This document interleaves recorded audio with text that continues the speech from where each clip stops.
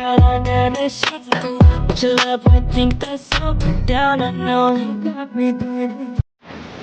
Ayun guys, alas 9 na ngayon ng umaga, ng linggo.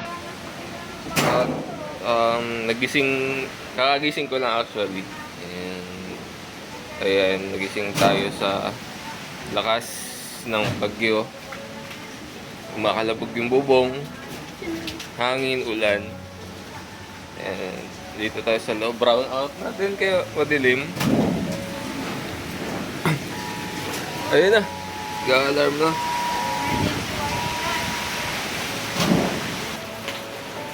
Mahina, lumalakas pero parang alam ko tanghali talaga yung pinakamalakas pagdating ng alas 12. Pero Naglandfall na sa Batangas. landfall, ibig sabihin, bumaba. Naglandfall na. Wala niya kasi nga bumaba talaga ang truck. Mm.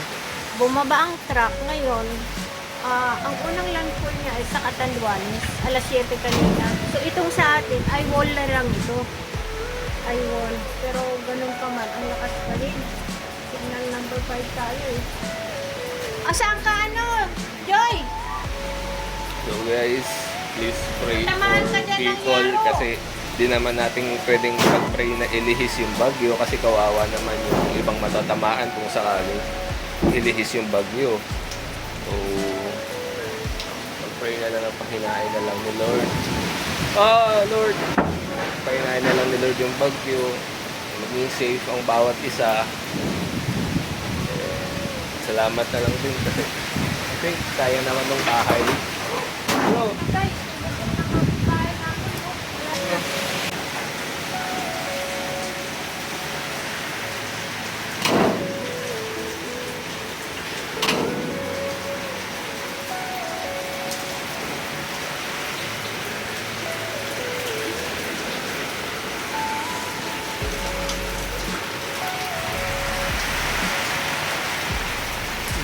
Ibang mga halaman, mga puno. Kumusta kayang mga saging dun ni Papa sa farm?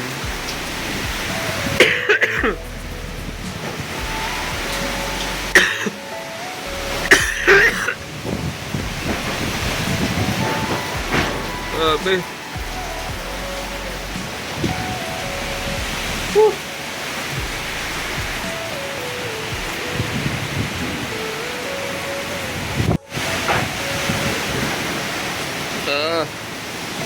Lord, kain mo lang Lord yung bagyo Lord.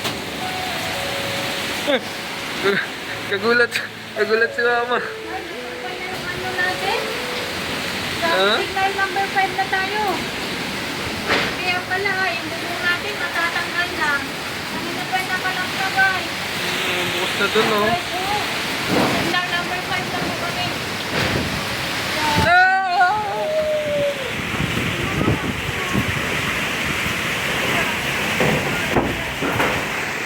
Mga tao dito guys oh. Nag-evacuate.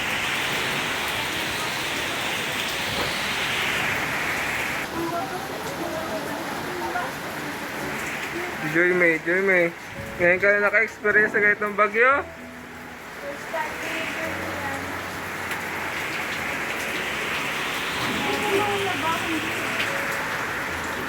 So guys, yung kapitbahay namin. Ano na? Ayun na bubong, oo, lumipad na sa Nilipad na yung mga bubong. Yung iba po nag-evacuate na sa barangay hall. And ayan. Inabot na ng mga sasakyan kahapon pa kung simula ng umaga.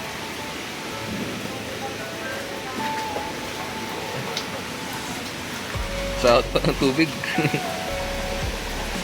Ayun o, yung mga puno. Mga halaman ni Mama. Mga saging ni Papa, tumba na. Sana maging safe ang bawat isa. Bayo, pananim mo, wala na. Wala na yung mga saging. Last year, yung pinuntahan natin ng Kambal, ganun din. Christine yun eh. Yung Christine. Yup. Ay, multa. Oo. wala na. Ito pa yung mga tinanim ni Papa dito malapit sa bahay. Eh, how much more dun sa ano, farm, sa farm. Ah! Mama! Mama!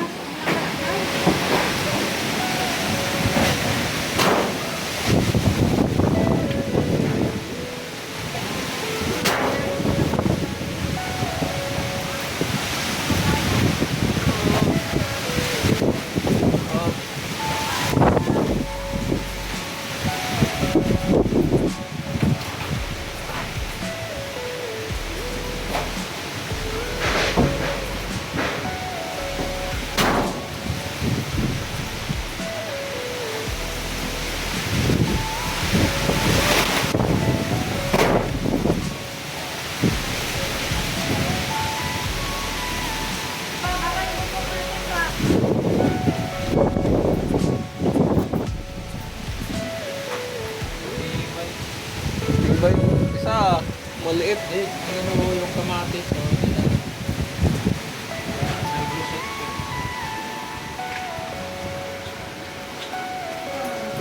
Uy, chick. Ay, sarap mo. Tinula. Itinula ka na. Ha? Tinula na. Itlog na yan ito dyan.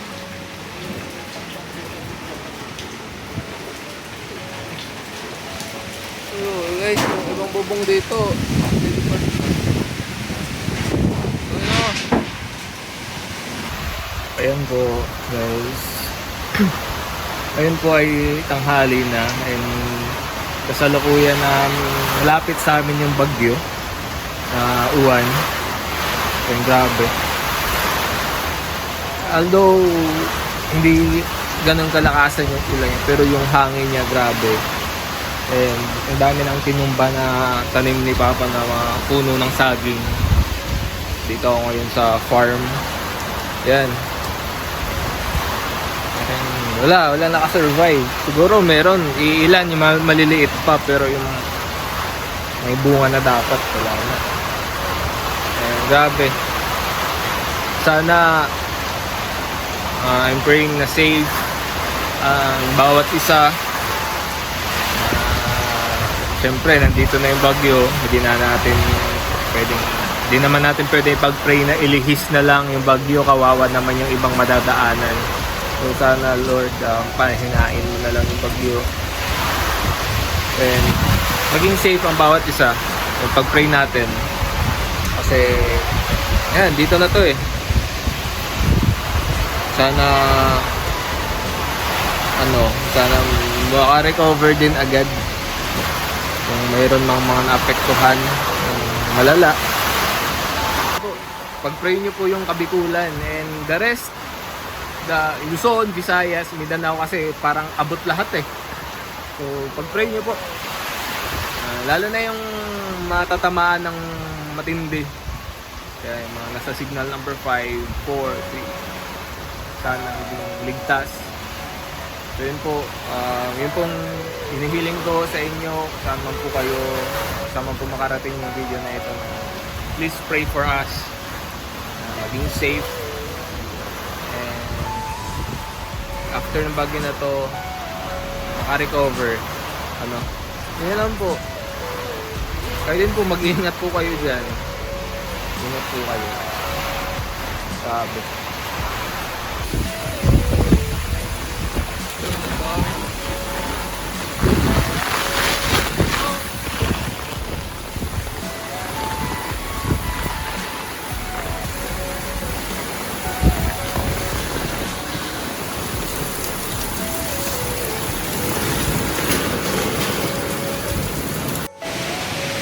Ayan po, alas 5 na po ng gabi, ay ng hapon. Pero ganito pa rin ang lagay. Malakas pa rin ang hangin. Malakas pa rin ulan. Hanggang ano daw to eh, alas 9, mamayang gabi. Pero for sure malakas pa rin ang hangin hanggang mamayang ating gabi. Lakas pa rin. Tumba na yung mga puno sa labas.